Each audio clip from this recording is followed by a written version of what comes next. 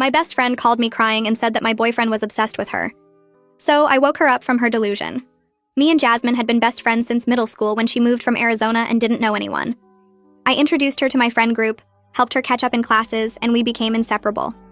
We went to different colleges but stayed close, talking every day and visiting each other monthly. After graduation, we both moved back to our hometown and got apartments 10 minutes apart. That's when I started dating Alex. Alex worked at the engineering firm downtown, and we met through my cousin's birthday party. He was shy, funny, and genuinely kind. Jasmine was happy for me at first, saying it was about time I found someone decent after my string of terrible relationships.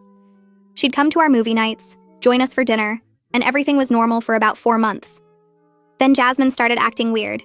She'd text me after hanging out saying Alex kept staring at her. I'd laugh it off because Alex barely made eye contact with anyone besides me due to his social anxiety. She'd say he was finding excuses to sit next to her when we all went out. In reality, I always sat in the middle with Alex on one side and Jasmine on the other. She started dressing up more when she knew Alex would be around, wearing low-cut tops and asking if she looked good. Alex never noticed because he was usually showing me memes on his phone or talking about work. One night, Jasmine called me crying at 11 p.m. She was sobbing so hard I could barely understand her. She kept saying she was sorry and didn't mean for it to happen. I thought someone died. Finally, she managed to say that Alex was in love with her and she didn't know how to handle it. I asked what she meant. She said she'd been picking up on signs for weeks and it was killing her to keep this from me. I asked what signs. She said he always laughed at her jokes. He laughed at everyone's jokes because he was polite. She said he complimented her new haircut last week. He said it looked nice after she directly asked him 3 times if he noticed anything different. She said he texted her about my birthday gift ideas, which proved he was using me as an excuse to talk to her. I reminded her I literally asked him to text her because she was helping me plan the party. She said I was in denial and she could prove it. The next day, Jasmine showed up at my apartment with a whole presentation. She had analyzed Alex's social media likes and noticed he'd liked 5 of her photos in the past year. 5 photos out of hundreds she posted. She said his favorite coffee shop was near her gym, which meant he was hoping to run into her. His favorite coffee shop was there before she ever joined that gym. She said he mentioned her name 12 times at dinner last week. We were literally talking about her new job, so obviously her name came up. She started crying again, saying she never wanted to hurt me, but the heart wants what it wants. She actually said that. I asked if Alex ever told her he had feelings for her. She said he didn't need to use words when his actions were so obvious. I called Alex right there on speaker, asked him directly what he thought about Jasmine. He said she seemed nice, but kind of intense lately, and asked if she was okay. Jasmine grabbed my phone and told Alex he didn't need to hide anymore, that I knew about their connection. Alex asked what connection. She said the way he looked at her, talked to her, how he was always trying to be near her. Alex said he was confused and asked if Jasmine was drunk. She started yelling that he was gaslighting her and they both knew what was between them. Alex told me my friend needed professional help and hung up. Jasmine said his denial proved he was in love with her. 2 days later, Jasmine texted Alex saying I gave her permission to explore their feelings and asked him to meet her for coffee. Alex sent me the texts immediately and asked if Jasmine was having a mental breakdown. I confronted Jasmine and she said she was testing him to prove his feelings. She literally thought he'd jump at the chance to be with her. When he didn't respond to her follow-up texts, she said he was playing hard to get. She started showing up at his work during lunch. Security had to escort her out twice. She told the security guard she was Alex's girlfriend, and I was the crazy ex who wouldn't let go. The security guard called Alex to confirm, and Alex said he'd never dated her and to call the police if she came back. She joined his gym and would stand next to him on the treadmills. He switched gyms. She found out which one and joined that too. He started working out at home. She told our entire friend group that Alex was sending mixed signals and leading her on while staying with me out of pity. Most of them knew she was being insane, but a few started questioning things because she was so convinced. I had to show them the unhinged text she'd sent both of us. The breaking point came when she showed up at Alex's parents' house during Sunday dinner. Alex's mom opened the door with her reading glasses still perched on her nose, looking at Jasmine with this confused smile that didn't quite reach her eyes. She asked how Jasmine knew their address since they'd only met twice before at casual dinners. Jasmine didn't answer, just pushed past her into the house saying she needed to talk to Alex without me there manipulating everything. I heard Alex's voice from the dining room getting higher and panicked, asking his mom what was happening. His dad's chair scraped against the floor as he stood up fast. I was still at my apartment when my phone buzzed with Alex's text that just said, "Help, she's here," and my stomach dropped because I knew exactly who he meant. Alex's dad walked into the entryway and told Jasmine in this firm voice that she needed to leave right now. Jasmine's eyes filled with tears, and she said she just needed 5 minutes to explain everything, that Alex had been secretly reaching out to her, and she couldn't keep pretending anymore. Alex's parents looked at each other with these worried faces because their son was literally backing away from Jasmine toward the kitchen. Alex's mom put her hand on his shoulder and asked if he was okay. Jasmine kept talking about signs and hidden messages, and how Alex's love for her was so obvious to everyone except his controlling girlfriend. Alex's dad repeated that she needed to leave, louder this time. Jasmine sat down on their couch like she lived there and said she wasn't going anywhere until Alex admitted his true feelings. I drove to Alex's parents' house going way over the speed limit, my hands shaking on the steering wheel.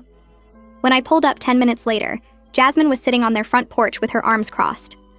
Alex's mom was standing by the door looking completely lost about what to do. Jasmine saw me get out of my car and immediately started talking to Alex's mom about how I'd been emotionally abusing Alex for months. She said I kept him away from his friends, monitored his phone, and made him feel guilty for having any life outside our relationship. Alex's mom looked at me like she was trying to figure out if any of this could possibly be true. I walked up the porch steps and Jasmine stood up, getting right in my face. She said Alex deserved someone who trusted him, someone who didn't need to control every second of his day. I could see the neighbors' curtains moving as people watched this scene play out on a quiet Sunday evening. I tried to keep my voice calm and told Jasmine she needed professional help. She laughed this bitter laugh and said that's exactly what manipulative people say when they're losing control. Alex's dad came outside with his phone in his hand and said he was calling the police. Jasmine's whole face changed and she screamed that I was the one who needed help, that my insecurity was so bad I had to invent this whole story about her being obsessed. She yelled about how I couldn't handle that Alex might have feelings for someone else, someone better. More neighbors came outside now, standing in their yards watching.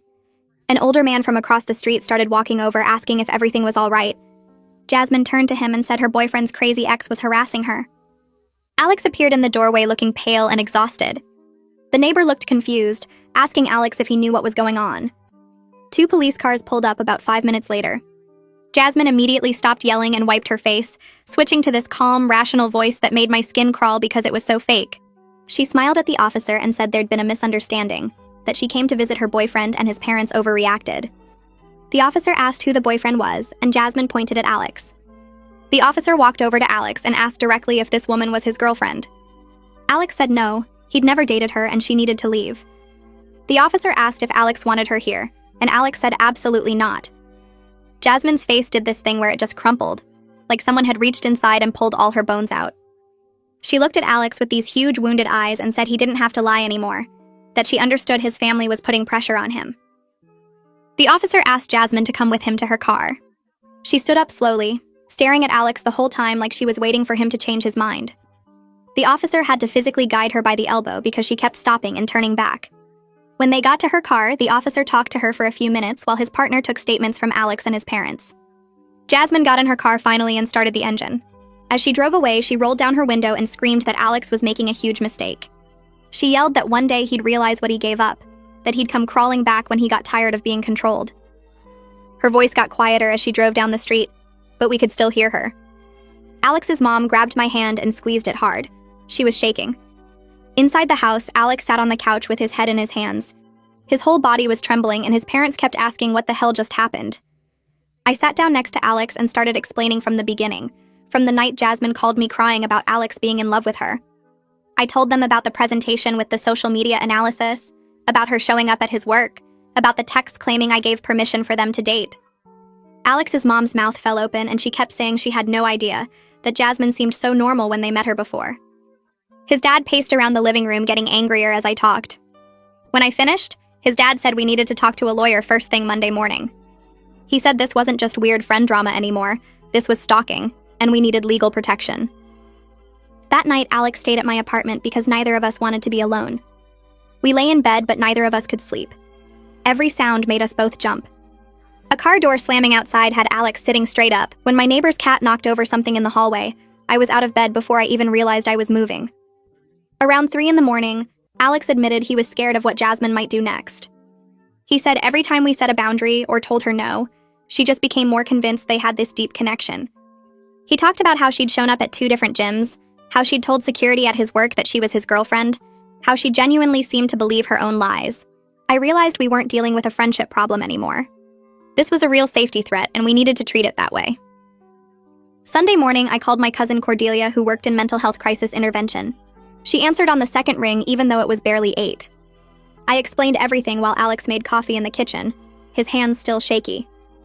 Cordelia listened without interrupting, and when I finished, she was quiet for a minute. Then she said Jasmine's behavior matched something called erotomania. She explained it was a delusional disorder where someone believes another person is in love with them, even when there's clear proof they're not. She said people with erotomania can be completely normal in other areas of their life, but have this one fixed delusion they can't let go of.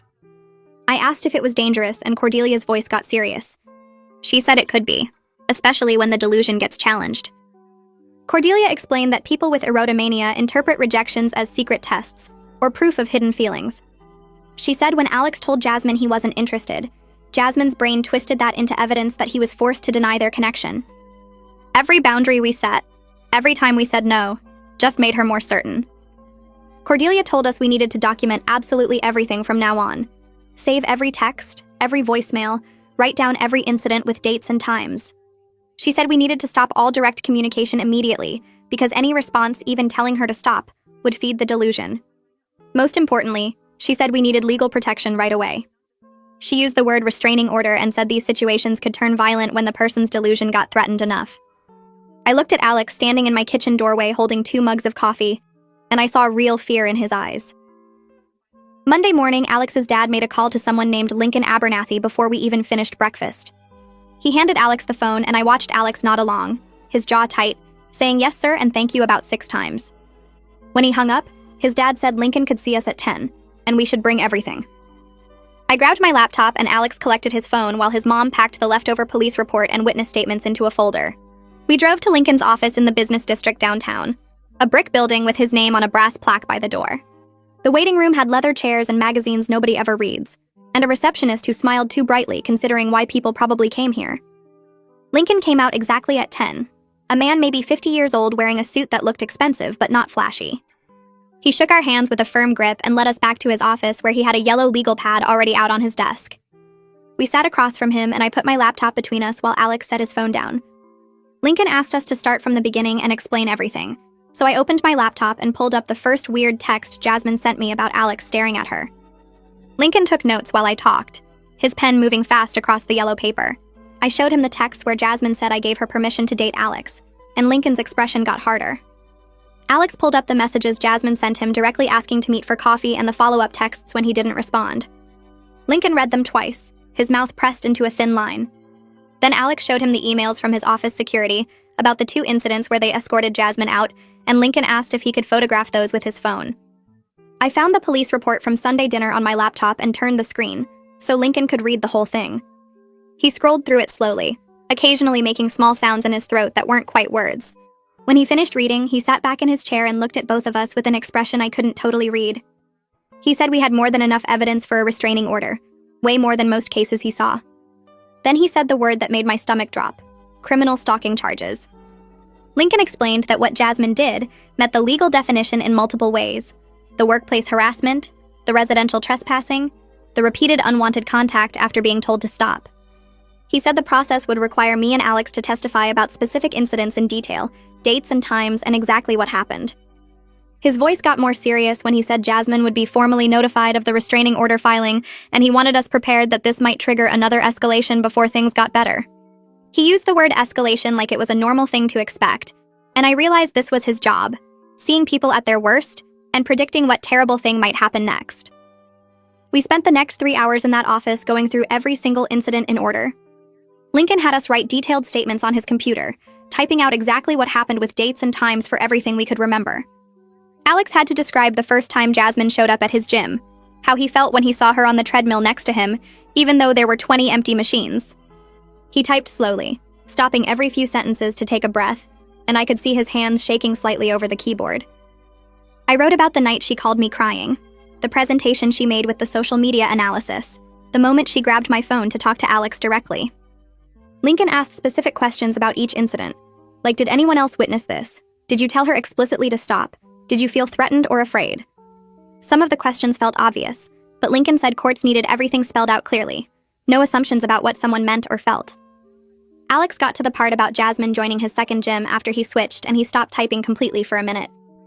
I watched him stare at the screen before he finally wrote that it made him feel violated, like nowhere was safe, like she was always going to find him no matter what he did. Lincoln nodded and said that was exactly the kind of detail the judge needed to hear. By the time we finished, my back hurt from sitting in the same chair, and Alex looked completely drained. Lincoln printed everything out and had us review it one more time, then sign at the bottom of each page. He said he'd file the petition for an emergency restraining order first thing Wednesday morning, and we should expect Jasmine to be served with papers within 48 hours of that. That afternoon, my phone rang while Alex and I were eating sandwiches in my car outside a gas station. It was Myra, and she sounded upset before she even said hello. She told me Jasmine had shown up at her apartment that morning crying and saying Alex got his family to threaten her with lawyers. Myra said Jasmine claimed we were ganging up on her because Alex didn't want to admit his feelings publicly, and his parents were helping him hide the truth. I could hear the uncertainty in Myra's voice, like she was starting to question the version Jasmine had been telling everyone. She asked me directly if that was true, if Alex's family really threatened Jasmine. I told her no. Jasmine trespassed at their house during Sunday dinner, and they called the police, which was not a threat, but a legal response to someone breaking the law. Myra went quiet for a few seconds, and when she spoke again, her voice was different, smaller. She said she was starting to realize the version Jasmine told her might not be accurate. She mentioned little things that hadn't made sense, like how Jasmine said Alex texted her constantly but could never show the actual texts, or how the timeline of events kept shifting depending on when Jasmine told the story. I felt this mix of relief that Myra was finally questioning things and anger that it took this long, that Jasmine got to control the narrative for weeks while Alex and I dealt with actual stalking. I told Myra I would send her everything, all the evidence we just gave to Lincoln. I pulled over into a parking lot so I could focus and started forwarding screenshots of Jasmine's texts to Alex, the ones where she said I gave permission for them to date, the ones where she asked him to meet her after he'd already said no. I sent the security incident reports from Alex's office that documented both times they escorted her out. I sent the police report from Sunday with the officer's notes about Jasmine refusing to leave the property and claiming she was there to talk to her boyfriend, which Alex had to correct by saying he'd never dated her. Myra didn't respond for almost 10 minutes, and I sat there watching the 3 dots appear and disappear on my phone screen. Finally, she called me back instead of texting. She said she felt sick that she doubted me, that she'd actually wondered if maybe I was being controlling or jealous like Jasmine suggested.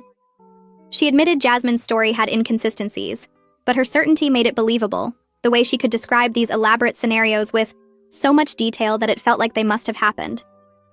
Myra said she should have asked more questions, should have talked to me and Alex directly instead of just accepting Jasmine's version.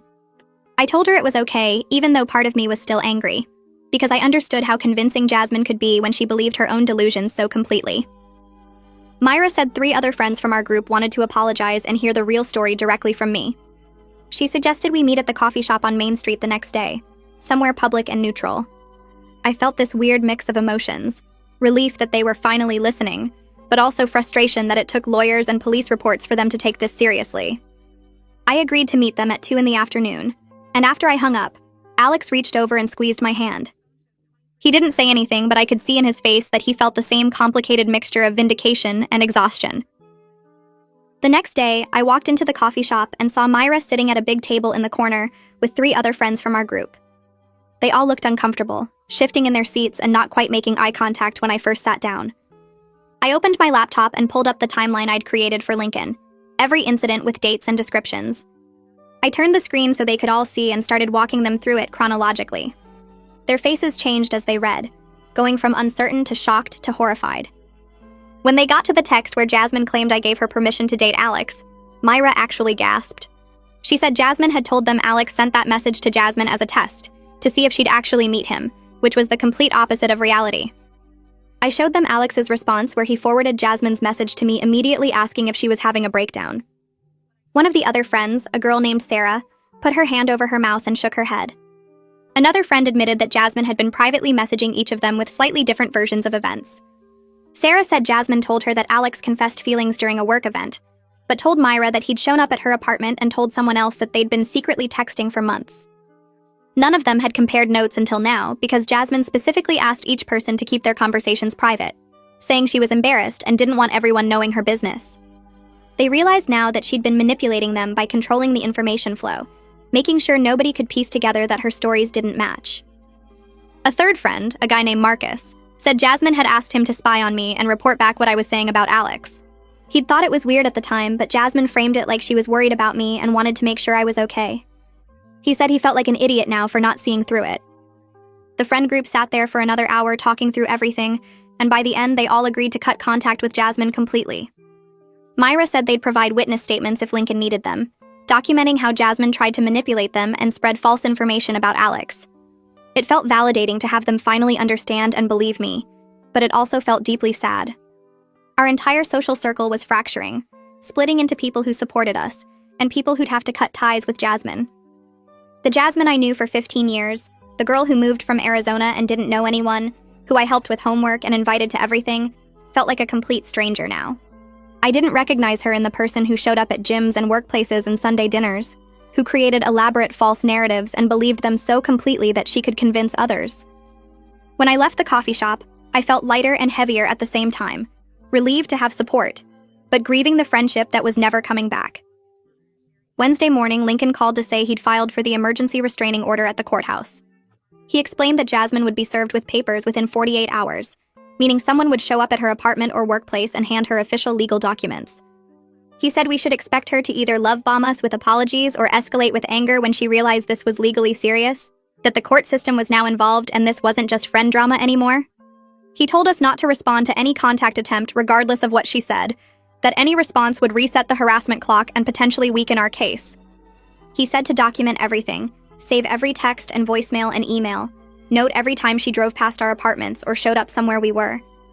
His voice was calm, but firm when he said the next few days were critical, that this was when people with delusions either were accepted reality or doubled down harder. I thanked him and hung up, then immediately told Alex what Lincoln said. We both felt this strange anticipation, like waiting for a storm we knew was coming, but couldn't predict exactly when it would hit. That night, my phone started buzzing around 8 p.m. and didn't stop. Jasmine's name kept flashing on the screen over and over, each call going to voicemail when I didn't pick up. Lincoln had been clear about not answering, about not giving her any opening to claim we were still in contact, or that I was encouraging her behavior. I watched the notifications pile up, 17 missed calls in 2 hours, and each one felt like a physical weight pressing down on my chest. Alex sat next to me on the couch looking at his own phone, his jaw tight as he scrolled through work emails trying to distract himself from the constant buzzing coming from my device. The voicemails accumulated in my inbox, little red numbers climbing higher and higher. And part of me desperately wanted to listen, because somewhere in my brain I still believed my actual friend might be in there somewhere, might say something that would make this all make sense. But I knew better now. Knew that the Jasmine leaving those messages wasn't the girl I'd known since middle school, and listening would only hurt me more without changing anything about the situation we were trapped in. The next morning, Alex's phone lit up with a text from Quentin at work. I watched his face go pale as he read it. Then he turned the screen toward me without saying anything. Jasmine had shown up at their office building again, apparently thinking she could just walk in and see Alex like nothing had happened, like Lincoln hadn't filed legal paperwork and warned her to stay away. Security recognized her immediately from the previous incidents and called the police before she even made it through the lobby doors. Quentin's text said she'd been arrested for trespassing since the building management had formally banned her from the property after the second time she'd harassed Alex during his lunch break. She was in police custody now, actually arrested with handcuffs and everything, and the reality of how far this had escalated hit me like a truck. This wasn't just friend drama anymore or even stalking that we could document and report. This was criminal charges and jail time and a permanent record that would follow Jasmine for the rest of her life. Lincoln called an hour later and his voice was calm, but I could hear the satisfaction underneath when he explained what happened.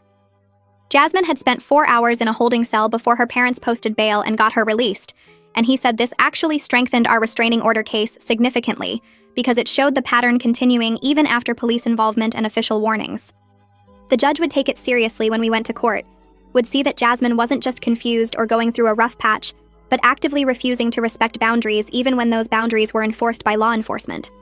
He told us to keep documenting everything, to save any texts or calls or attempts at contact, because each piece of evidence made our case stronger and showed we genuinely needed legal protection from someone who wouldn't stop on her own.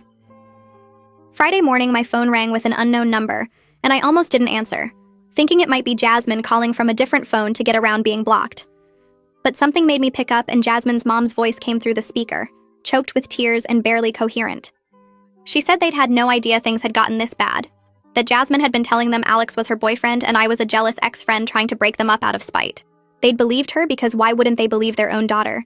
and now they were devastated to learn the truth from the police report and the trespassing charges and everything we'd documented. Her mom kept apologizing over and over, saying she should have known something was wrong when Jasmine's stories didn't quite add up, when she refused to let them meet Alex or got defensive when they asked normal questions about the relationship. I felt bad for her because I knew what it was like to watch someone you love disappear into delusion, to realize the person you thought you knew had been replaced by someone you didn't recognize at all.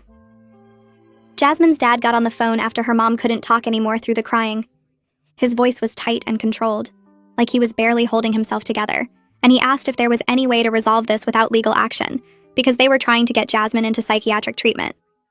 I understood what he was asking, understood that he wanted to protect his daughter from having a restraining order and criminal record.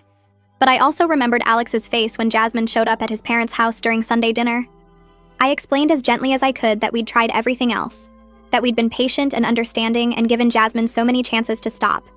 But she'd showed up at Alex's family home and that crossed a line we couldn't uncross. He went quiet for a long moment and then said he understood, that they'd cooperate with whatever we needed and provide any information that might help get Jasmine the mental health treatment she clearly required. Before he hung up, he said he was sorry. Not just for what Jasmine had done, but for not seeing it sooner. And I felt tears running down my face because this whole situation was destroying so many people beyond just me and Alex. Lincoln called back Tuesday afternoon to tell us the restraining order hearing was scheduled for the following Tuesday morning at 9 a.m. He walked us through what to expect, explaining that Jasmine would be in the courtroom because she had the right to face her accusers and defend herself against the order. He warned us that she might try to speak directly to Alex, might try to make eye contact or gesture or do anything to get his attention and prove their connection was real. We needed to stay calm no matter what happened, needed to let the legal process work, and trust that the judge would see through her delusion to the documented pattern of harassment and stalking. He said to dress professionally but not fancy, to answer questions clearly and honestly, and to focus on facts rather than emotions when we testified about what she'd done. His voice was steady and reassuring, but I could tell he was preparing us for how hard this was going to be, for having to face Jasmine in person, and recount everything she'd done while she sat there watching us. That weekend, Alex and I barely left my apartment, ordering takeout and watching movies we'd already seen, because neither of us could focus on anything new. We were both emotionally exhausted, drained from weeks of constant stress and fear, and looking over our shoulders everywhere we went. Alex kept apologizing like this was somehow his fault for being polite to my friend, for laughing at her jokes and complimenting her haircut when she asked directly, for all the normal friendly behavior that her brain had twisted into proof of secret love.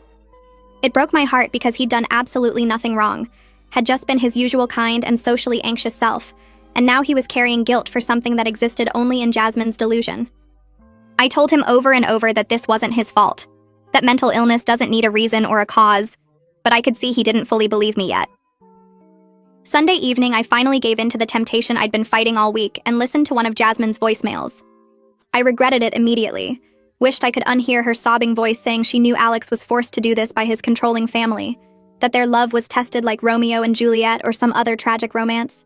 She said she'd wait for him no matter how long it took, that real love could survive anything including restraining orders and family interference and temporary separations. Her voice had this dreamy quality to it, like she was narrating a movie in her head instead of talking about real life with real consequences, and I felt sick listening to how completely she believed the false reality she'd constructed. I deleted the voicemail and blocked her number on yet another level, then sat there feeling dirty and sad and angry all at once. Cordelia showed up at my apartment that evening with Thai food and a determined expression. She'd taken time to help us prepare mentally for the hearing, explaining in her calm professional voice that facing Jasmine in court might be harder than we expected, because delusional people can be very convincing in their false reality. They believe what they're saying completely, with no doubt or hesitation, and that conviction can make others question what they know to be true. She said we needed to stay grounded in facts, in the documented evidence and witness statements and police reports, rather than getting pulled into the emotional story Jasmine would tell. She practiced questions with us, had us recount incidents clearly and specifically, and reminded us that the judge had seen cases like this before, and would know what to look for in someone experiencing erotomania. Monday night, I couldn't sleep no matter how tired I was, my brain refusing to shut off as I lay there staring at my ceiling. I kept thinking about middle school Jasmine who'd moved from Arizona and didn't know anyone, how scared and alone she'd looked that first day, until I invited her to sit with my friend group at lunch. I remembered helping her catch up in classes, introducing her to everyone, promising we'd always be friends no matter what because that's what best friends did. The grief of losing that person to mental illness hit me in waves, rolling over me until I was crying in a way I hadn't let myself since this whole nightmare started. Alex held me while I sobbed, not saying anything because there was nothing to say, and I mourned the friendship that had shaped who I was for 15 years, but would never exist again in any form I recognized. Tuesday morning, I woke up with my stomach in knots because today was the hearing, and I'd have to see Jasmine in person for the first time since that night at Alex's parents' house. We got to the courthouse 40 minutes early because Alex wanted to be prepared, and Lincoln had told us to arrive with time to spare in case there were any last-minute issues. The building was this old brick structure downtown with marble floors that echoed every footstep and made everything feel more serious and official than I was ready for. Lincoln met us in the lobby wearing a dark suit and carrying a leather folder thick with papers, and he walked us through what would happen step by step so we'd know what to expect.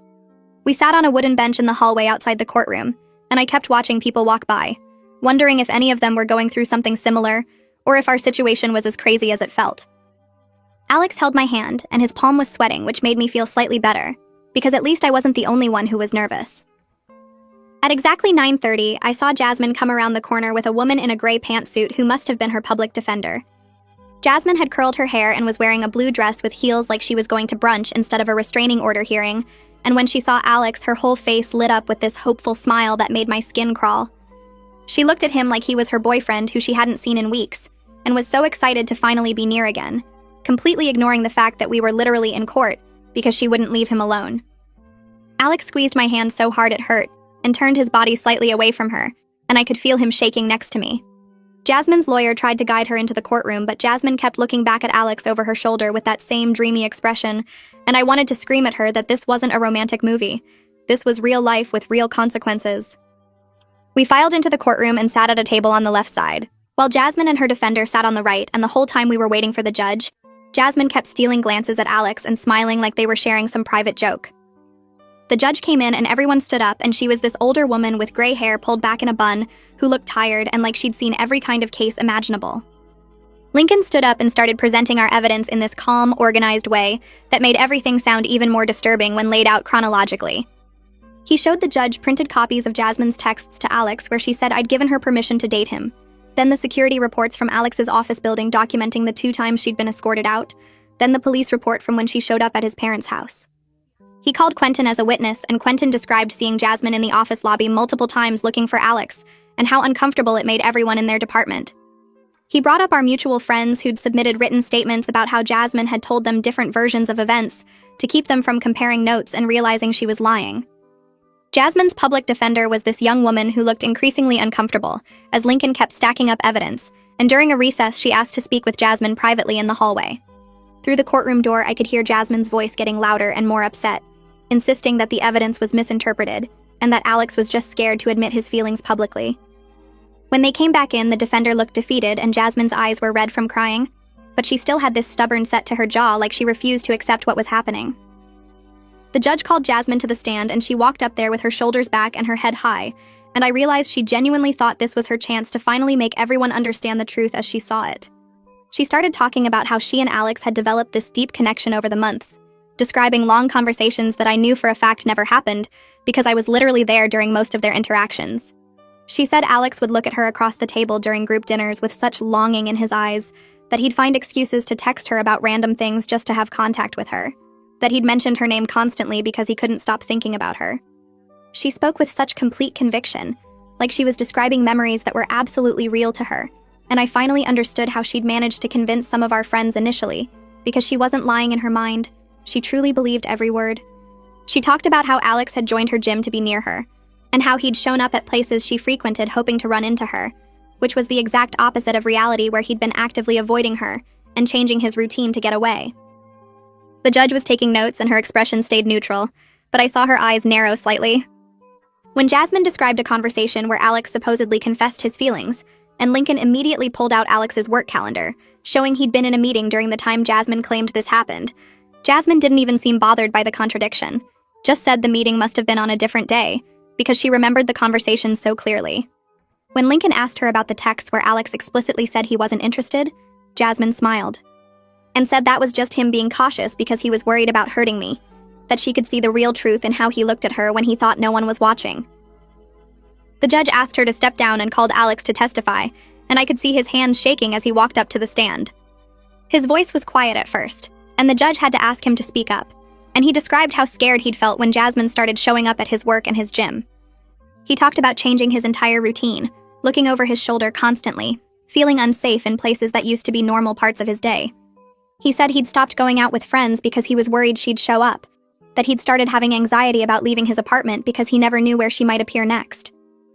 His voice cracked when he talked about the night she showed up at his parents' house, and how violated he felt that she'd tracked down their address and invaded his family's home.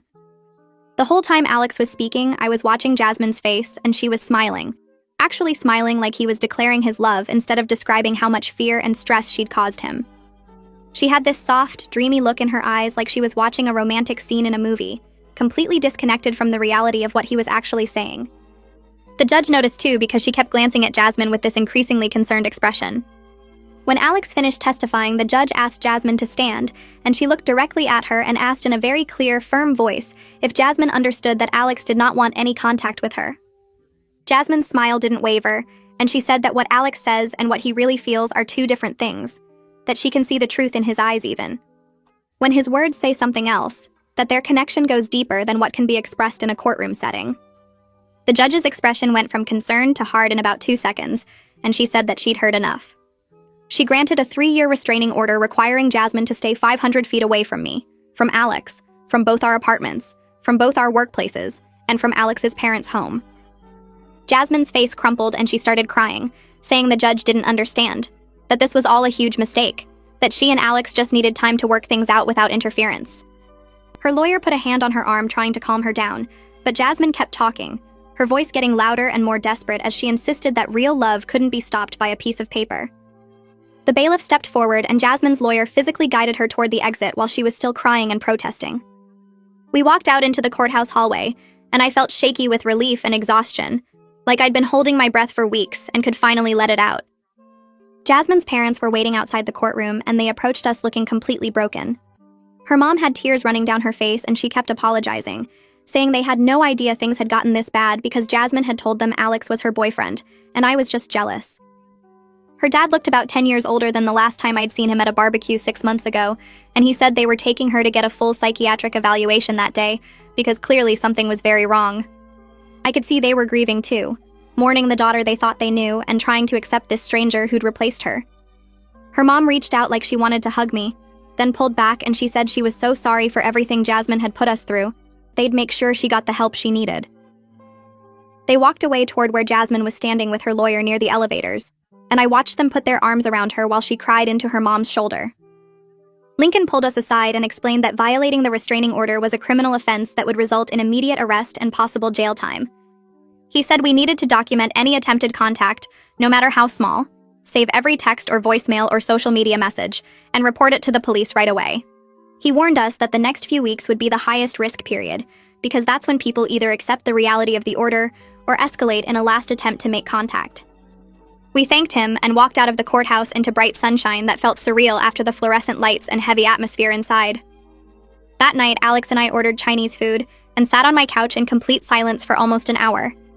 We were both too exhausted to talk, and I kept replaying moments from the hearing in my head, seeing Jasmine's face when Alex testified about being scared, hearing her insist that she knew his real feelings better than he did. Alex finally broke the silence and said he felt like he could breathe for the first time in weeks, that having the legal protection made him feel safer, even though he knew a piece of paper couldn't physically stop her. I realized my shoulders were up near my ears, and when I tried to relax them, they actually hurt from holding so much tension for so long. The next few days were quiet in a way that felt almost wrong. I kept expecting my phone to ring with Jasmine's number, or to see her car parked outside my apartment, and every time I heard footsteps in the hallway, I tensed up waiting for a knock that never came. The absence of constant crisis was almost as stressful as the chaos had been because I didn't trust that it was really over. Couldn't quite believe that the restraining order would actually stop her when nothing else had. A week after the restraining order, my phone buzzed with a text from Myra. She sent me a screenshot of a friend request from Jasmine on Instagram with a long message attached. The message rambled about how everyone had abandoned her when she needed them most, and how she thought real friends would stand by her through anything. Myra had blocked her immediately and reported it to both me and Alex. I stared at the screenshot, feeling this weird mix of relief and sadness, because at least our friends were finally taking this seriously, instead of questioning whether Jasmine might have a point. Myra texted that she felt stupid for ever doubting me, and that seeing Jasmine try to manipulate her way back into their lives made her realize how sick Jasmine really was. 3 days later, Alex got an email from his workplace security with an update. Jasmine hadn't attempted to enter the building since the restraining order was served. The security team had circulated her photo to all the guards and updated the access system to flag her immediately if she tried to enter any company property. Quentin stopped by Alex's desk that afternoon and mentioned that word had spread around the office about what happened. Alex's face went red, and he looked down at his keyboard because he hated being the center of attention, and the idea of his coworkers knowing his personal business made him want to disappear. But Quentin said everyone was looking out for him now, and if anyone saw Jasmine anywhere near the building, they'd report it right away. That night, Alex told me he'd actually gotten emotional in the bathroom at work because people cared enough to protect him, and he wasn't used to that kind of support from anyone except me. 2 weeks after the hearing, I was making dinner when Jasmine's mom called. My stomach dropped when I saw her name on my phone because I didn't know if this meant more problems or what. Her voice sounded tired when she told me that Jasmine had been officially diagnosed with erotomania by the psychiatrist they'd taken her to see. She explained that Jasmine was starting treatment with medication and therapy, but still didn't believe she was sick. Jasmine kept insisting that everyone was conspiring against her, and that the diagnosis was just another way for me and Alex to turn people against their relationship. Her mom said at least Jasmine was in the mental health system now, where professionals could monitor her, and hopefully the medication would start working soon.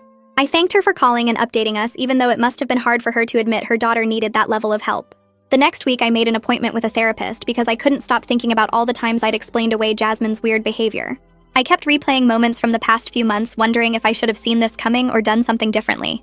The therapist's office was in a building downtown, and I sat in the waiting room picking at my cuticles until she called me back. I told her everything from the beginning, and when I got to the part about Jasmine showing up at Sunday dinner, I started crying because I still couldn't believe my best friend since middle school had turned into someone I didn't recognize. The therapist explained that delusional disorders can emerge in early adulthood, and there was nothing I could have done to prevent it.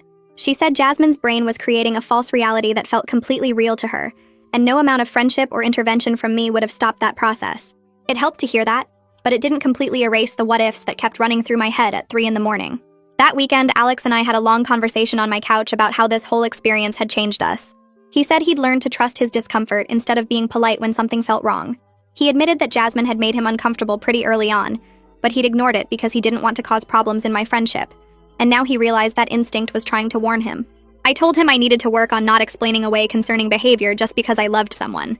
I'd spent so much energy convincing myself that Jasmine's actions were just her being dramatic, or going through something instead of accepting that her behavior was genuinely dangerous.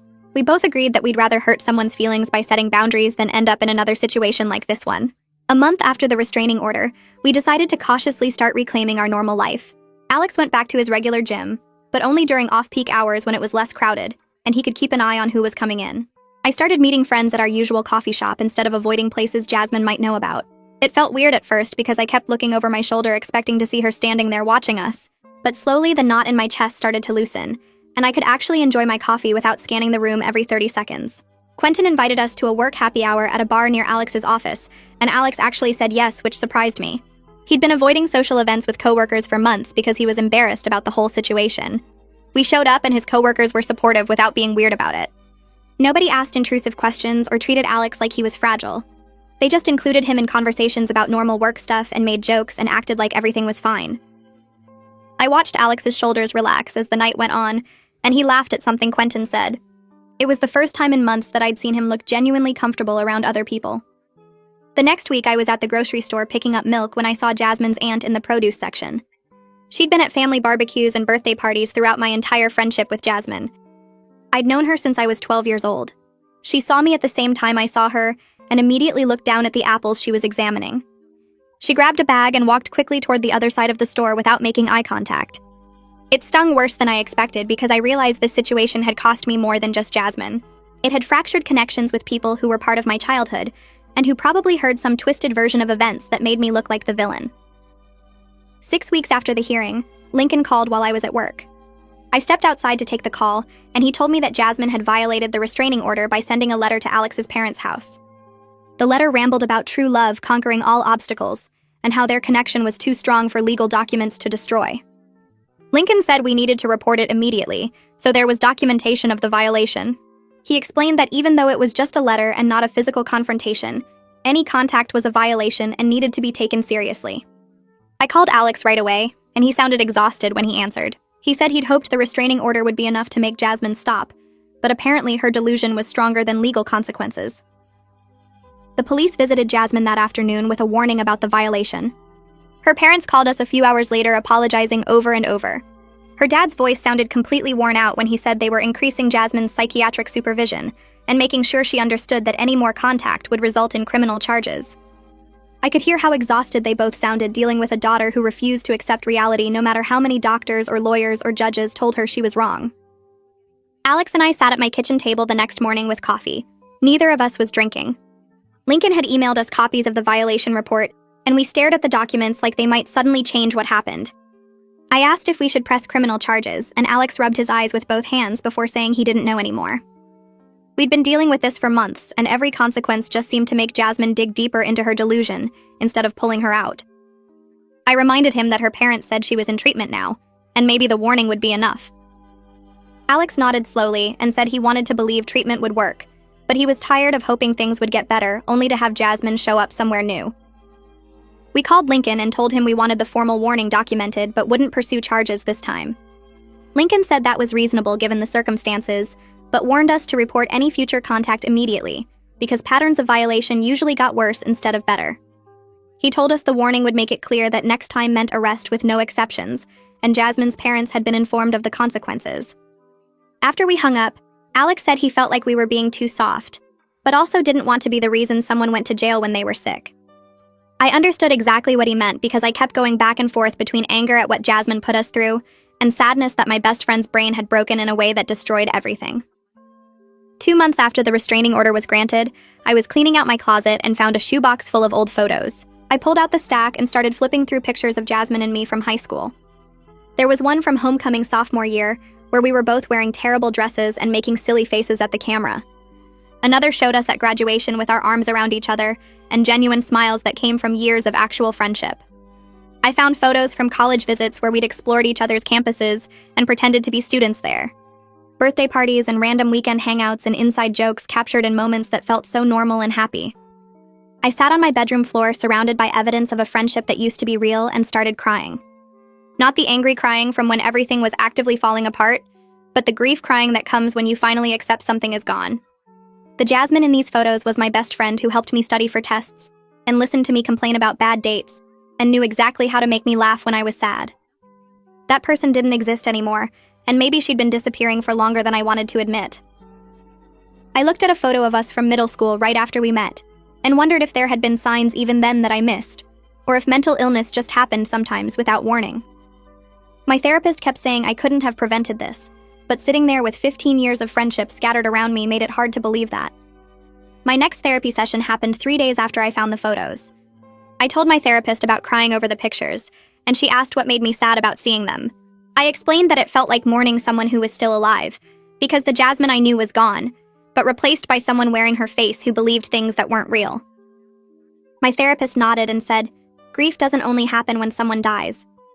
She explained that I was grieving the loss of who Jasmine used to be, and the friendship we had, and that was completely valid even though Jasmine was still physically alive. I asked how I was supposed to grieve someone while also maintaining a restraining order against them, and she said those two things didn't contradict each other. She told me I could be sad about losing my friend while still protecting myself from the person she became. I could remember the good parts of our friendship while acknowledging that continuing any relationship now would be dangerous. She said holding both of those truths at the same time was hard, but necessary, and it didn't make me a bad person for choosing safety over loyalty to someone who couldn't respect boundaries. I left that session feeling like someone finally gave me permission to be sad without feeling guilty about the restraining order. I could miss who Jasmine was, and still know that keeping her away from us was the right choice. A week later, Alex and I were making dinner at his apartment when he told me something that surprised me. He said his anxiety had decreased a lot over the past few weeks, and he was sleeping through the night again instead of waking up at every sound. I realized I'd noticed him seeming more relaxed but hadn't connected it to the absence of constant threat. He explained that for months he'd been looking over his shoulder everywhere he went, checking his car for signs someone had been near it and dreading his commute because he never knew if Jasmine would be waiting somewhere. Now he could go to work without scanning the parking lot first. He could go to the gym without wondering if she'd show up on the treadmill next to him. He could visit his parents without worrying about finding her on their porch. I watched him chop vegetables with steady hands and realized how much tension he'd been carrying that I'd gotten used to seeing. His shoulders weren't hunched anymore, and he wasn't constantly checking his phone for notifications from unknown numbers.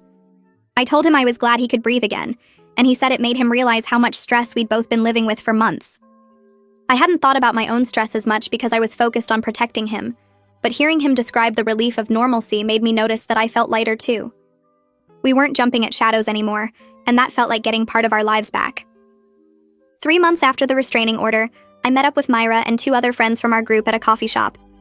We'd been trying to rebuild our friendships after everything that happened with Jasmine, and it was slowly starting to feel normal again. Nobody mentioned Jasmine directly, but there was this understanding between us that we'd all learned something from missing the warning signs. Myra talked about a guy she'd been dating who gave her a weird feeling, and instead of ignoring it like she might have before, she asked direct questions and trusted her gut when his answers didn't add up. Another friend mentioned that she'd been reading about manipulation tactics because she felt stupid for believing Jasmine's different versions of events. I realized our entire friend group had been changed by what happened, and we were all more careful now about taking people at their word without evidence. We didn't talk about Jasmine much anymore because there wasn't anything new to say, and rehashing it just made everyone uncomfortable. But sometimes someone would reference something that happened before, and we'd all have this moment of shared understanding about how different things were now. Our group had settled into a new normal that didn't include Jasmine and probably never would again. It was sad in a way, but also felt stable and safe, and I was grateful these friends had stuck around after everything got messy. 4 days later, I got a text message from a number I didn't recognize. My stomach dropped before I even opened it because unknown numbers meant potential violation and more legal drama. But when I read the message, it was from Jasmine's mom using a new phone number. She said she wanted to update me on Jasmine's treatment and asked if I was willing to hear it. I called Alex before responding, and we decided together that hearing updates from her parents were different from contact with Jasmine herself. I texted back that I was willing to listen, and Jasmine's mom called me within minutes. Her voice sounded tired but also cautiously hopeful when she explained that Jasmine was responding to medication and starting to have moments of clarity. I asked what that meant, and she said Jasmine had stopped insisting that Alex was in love with her, which was huge progress even if it seemed like a small thing. She explained that Jasmine still struggled to accept full responsibility for what happened, and sometimes slipped back into thinking everyone was against her. But there were moments now where Jasmine acknowledged that her thoughts about Alex weren't based in reality, and that was more progress than they'd seen in months. I asked if Jasmine had said anything about me, and her mom paused before saying Jasmine remembered our friendship, but couldn't quite reconcile the person she remembered with the person who got a restraining order. I told her I understood and thanked her for the update. After we hung up, I felt this complicated mix of relief that Jasmine might be getting better, and sadness that even with treatment, she might never fully understand what she put us through. The following Sunday, Alex's parents invited us over for dinner. I felt nervous driving to their house because the last time we'd been there, Jasmine was sitting on their porch refusing to leave. But when we arrived, everything was calm and normal. His mom answered the door with a smile, and his dad was in the kitchen making Alex's favorite pot roast. We sat at the same dining room table where the crisis had happened months ago, but this time we talked about regular things like Alex's work and his mom's book club and plans for the holidays. His mom had made mashed potatoes exactly how Alex liked them, and there was apple pie for dessert. We laughed about silly things, and his dad told stories about Alex as a kid that made everyone crack up. The whole evening felt peaceful in a way that seemed almost miraculous after months of chaos and fear. When we were leaving, Alex's mom hugged me tight and whispered that she was glad we were safe now.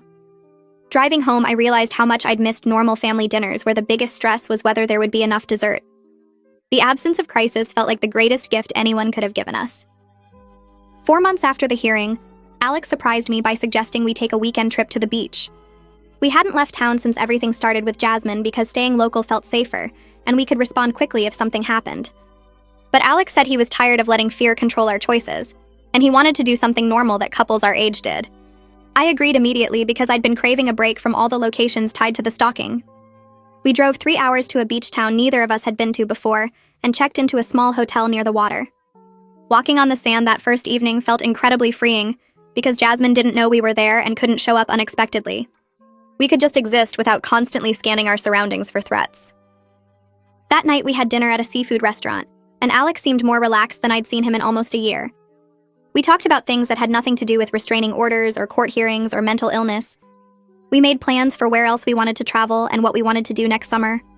It felt like reclaiming our relationship from the shadow Jasmine's delusion had cast over everything. On our second day at the beach, Alex and I were walking along the shore when he stopped and turned to face me.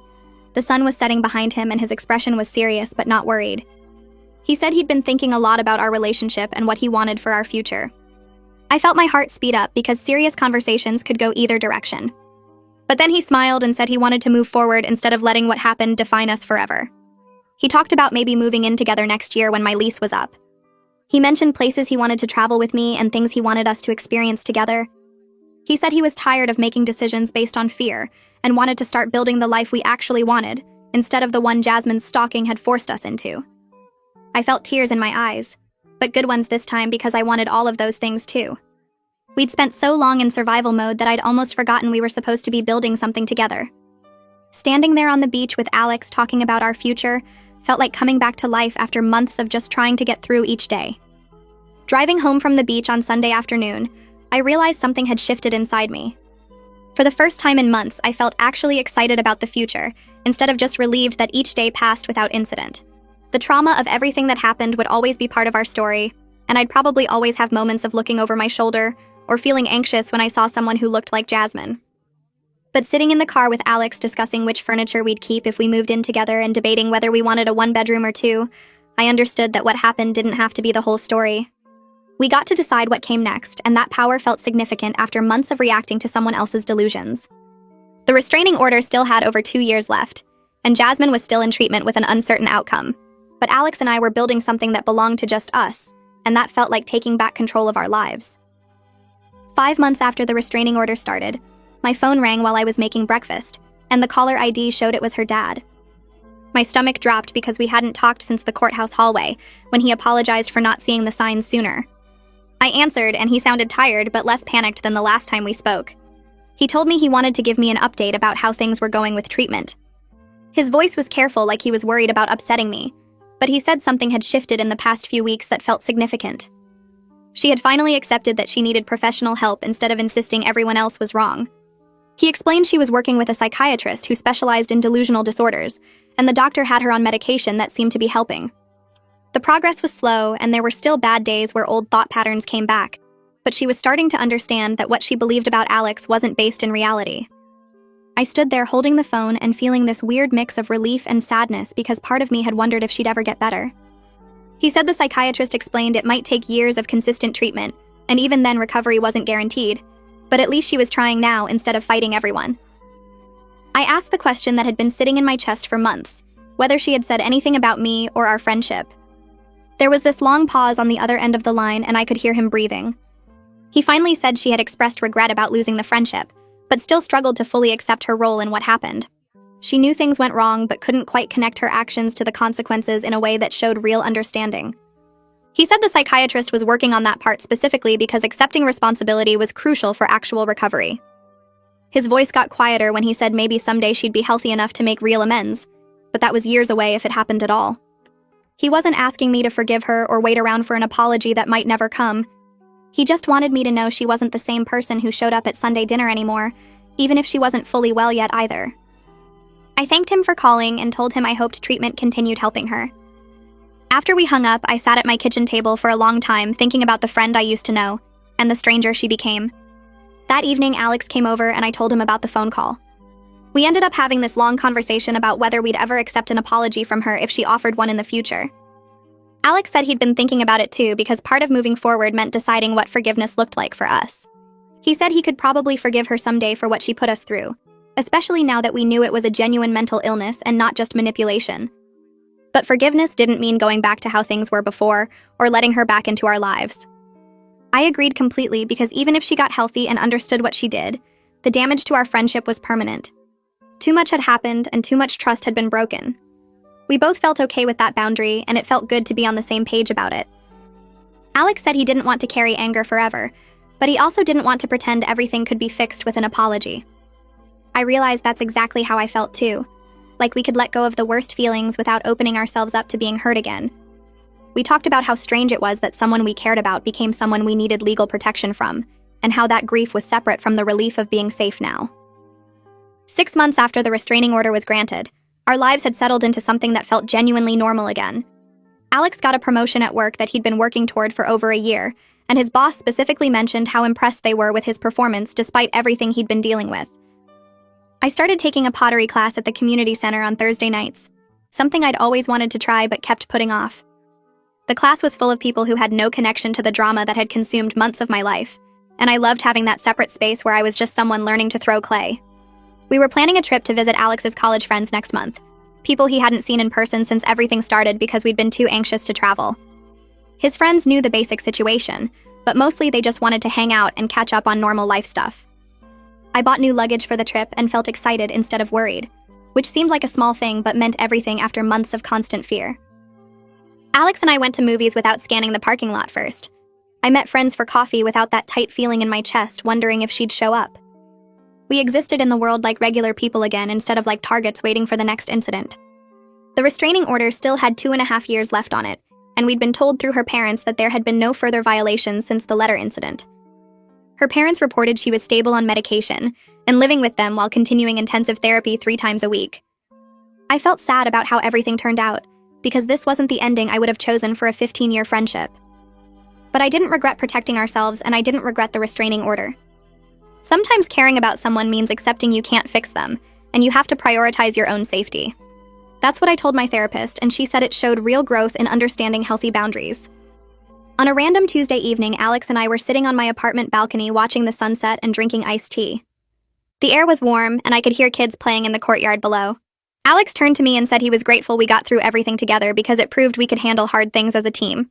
He said a lot of couples would have broken up under that kind of pressure, but somehow it made us stronger instead of tearing us apart. I agreed and realized I trusted him more now than I did before everything happened, which seemed backwards but made sense. We'd seen each other at our most scared and most stressed, and neither of us ran. We made decisions together and supported each other and came out the other side still wanting to build a life together.